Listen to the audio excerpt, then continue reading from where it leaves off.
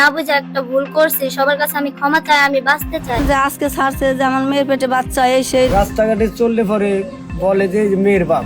এখন আমরা বুঝতে পারতাছি সোশ্যাল মিডিয়া কি করতে পারে। যে আমি অনেকবার নিষেধ করার পরেও সে ভিডিও করছে। যেমন অশ্লীল সব ভাষায় যেমন এলো এই ভিডিওটি করছে। খালু সরলতার সুযোগ নিয়ে আমার সাথে খারাপ ব্যবহার করে। গাজীপুরে আপন খালুর সঙ্গে ভাগ্নির কথিত সম্পর্ক, টানা 5 দিন নারায়ণগঞ্জে অবস্থান এবং পরবর্তীতে সেই ঘটনার ভিডিও সামাজিক যোগাযোগ মাধ্যমে ছড়িয়ে পড়ার ঘটনায় নতুন করে চাঞ্চল্যের সৃষ্টি হয়েছে। অনেক মানুষ আছে যারা এই ভিডিওটা ছাড়ছে আর কি, তাদের আমি বিচার চাই আইনতভাবে।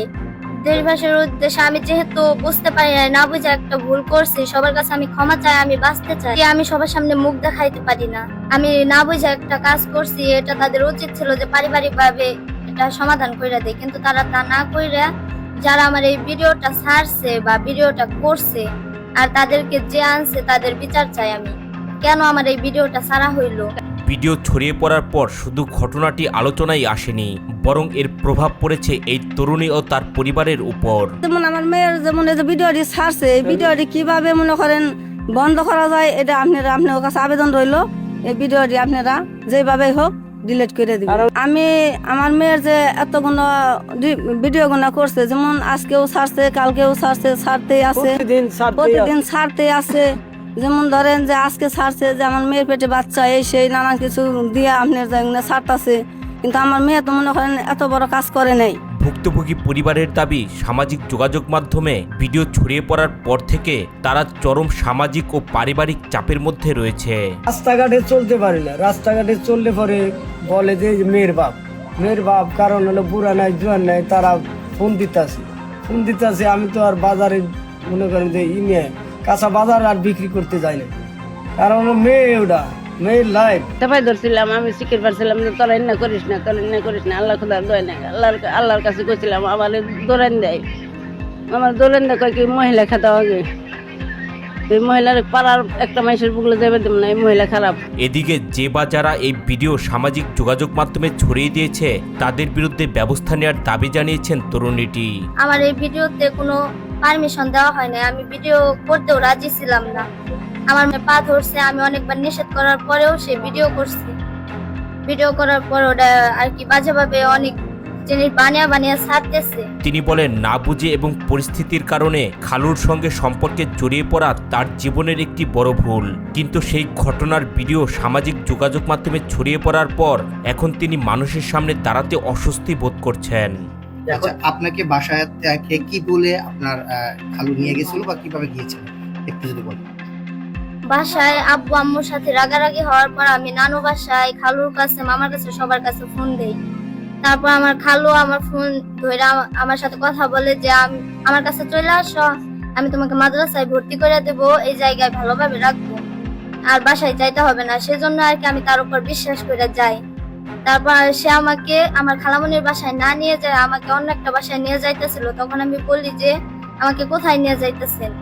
তখন সে বললো, আমরা তো বাসা বদলাইছি, তোমার খালা 2 দিন পরে এই জায়গায় আসবে। তারপর আমি ওই জায়গায় থাকতে থাকি, আমি তখন কিছু এত মাইন্ডে নেই নাই। তারপর 2 দিন পরে আর কি আমার খালু সরলতার সুযোগ নিয়ে আমার সাথে খারাপ ব্যবহার করে। তরুণীর অভিযোগ, ভুলের পর ভুলভাবে তার ব্যক্তিগত বিষয় সবার সামনে চলে এসেছে, আর এই কারণে তার স্বাভাবিক জীবনযাপন কঠিন হয়ে পড়েছে। আর আমি এই অবস্থায় বাড়ির বাইরেও বেরোতে পারি না, কোনো জায়গায় যাইতেও পারি না, কোনো জায়গায় কথা বলারও নাই আমার কাছে। আমি এখন কোনো জায়গায় চলাফেরাও করতে পারতেছি না। এদিকে ভুক্তভোগী পরিবারের সদস্যদের অভিযোগ, ঘটনার ভিডিও যেন সামাজিক যোগাযোগ মাধ্যমে ছড়িয়ে না পড়ে সেজন্য তারা একজন কন্টেন্ট ক্রিয়েটরের কাছে অনুরোধ করেছিলেন। তাদের দাবি, বিষয়টি সামাজিকভাবে সমাধানের চেষ্টাও করেছিলেন তারা। এখন আমরা বুঝতে পারতাছি সোশ্যাল মিডিয়া কি করতে পারে। আমরা তো আগে বুঝতে পারি নাই যে এই মিডিয়া কি করতে পারে। এখন আমাদের যে পর্যায়ে গেছে, আমার বোনেও এই আফসোসটা রাখতে পারতেছে না, আমরাও আফসোসটা রাখতে পারতেছি না।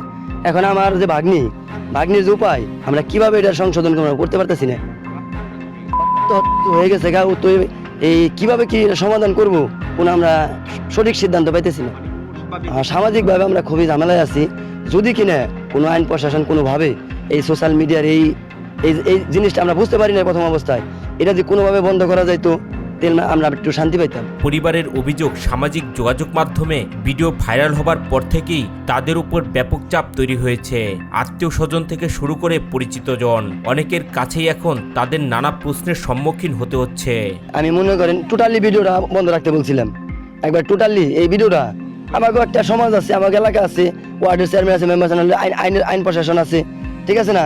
এই সমস্ত ব্যবস্থা নেও, কারণ মিডিয়া করলে তো মনে করেন ও বাচ্চা বলা মানে তো বুঝতে আছে না, ও অবুঝভাবে একটা কাজ করছে, তাহলে অবুঝভাবে কাজ করে হ্যাঁ ওর জীবন ওর একটা সুযোগ দেওয়া উচিত না?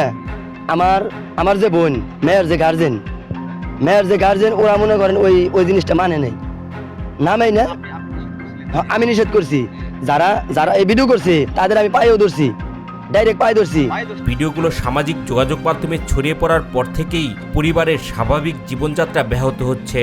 তার দাবি, ব্যক্তিগত বিষয় নিয়ে তৈরি ভিডিওগুলো দ্রুত সামাজিক যোগাযোগ মাধ্যমে সরিয়ে ফেলা উচিত।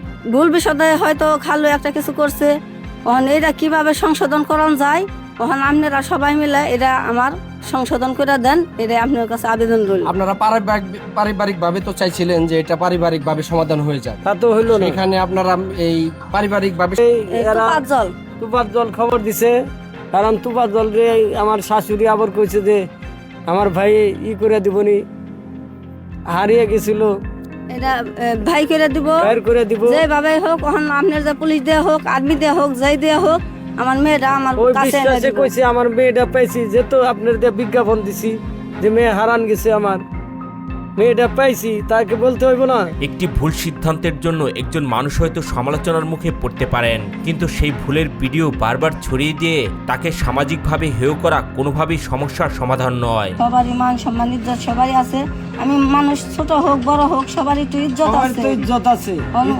আমরা কি মানুষ না? আমরা তো মানুষ। যেমন অশ্লীল সব ভাষায় যেমন এলো এই ভিডিওটি করছে, এই ভিডিওটির আমরা বিচার চাই। কেন ছাড়লো এটা প্রশাসনের কাছে আমি বিচার চাই, তাদেরকে ডাকিও নেই, আমি কোনো অনুমতি দেই নাই। একটি ক্লিক, একটি শেয়ার কিংবা একটি পোস্টের কারণে একজন মানুষের জীবন পুরো বদলে যেতে পারে।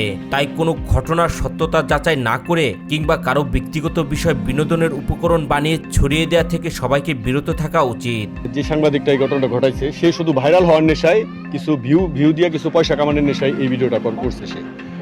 সে কোনো সাংবাদিক না, আমি যতটুকু জানি সে একজন কন্টেন্ট ক্রিয়েটর। তো এই যে আমাদের এলাকার যে ইজ্জতটা সে নষ্ট করলো, এই জন্য আমি প্রশাসনের দৃষ্টি আকর্ষণ করতেছি, এবং তার এই নিউজগুলো প্রচার করার তার এখতিয়ার আছে কিনা সেটা আমি প্রশাসনের দৃষ্টি আকর্ষণ করতেছি, সেটা যেন তারা যাচাই করে দেখে। গাজীপুরের এই ঘটনায় এখন পরিবারের দাবি ভিডিও সরানো হোক, প্রকৃত ঘটনা তদন্ত করা হোক এবং দায়ীদের বিরুদ্ধে আইনগত ব্যবস্থা নেওয়া হোক। এই ঘটনা নিয়ে আপনাদের মতামত কি? কমেন্ট করে জানাতে ভুলবেন না।